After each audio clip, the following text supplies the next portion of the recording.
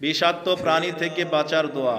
আউযু বিকালিমাতিল্লাহিত তাম্মাতি মিন শাররি মা খালাক। হযরত আবু হুরায়রা রাদিয়াল্লাহু তাআলা আনহু হইতে বর্ণিত, তিনি বলেন, একবার নবী করিম সাল্লাল্লাহু আলাইহি ওয়াসাল্লামের দরবারে এক ব্যক্তি উপস্থিত হয়ে বলল, ইয়া রাসূলুল্লাহ, রাত্রি বেলায় বিচ্ছুর কামড়ে আমার কষ্ট হয়েছে। নবী করিম সাল্লাল্লাহু আলাইহি ওয়াসাল্লাম তখন বললেন, তুমি যদি সন্ধ্যা বেলায় এই দোয়াটি পাঠ করতে, তবে বিচ্ছু তোমার কোনো ক্ষতি করতে পারত না।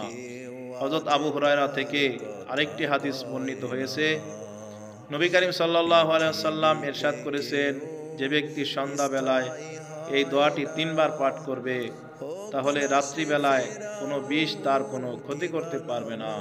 তাই আসুন আমরা সন্ধ্যাবেলায় এই বরকতময় দোয়াটি 3 বার পাঠ করার চেষ্টা করি। আল্লাহ তাআলা আমাদের সকলকে তৌফিক দান করুন। আমিন।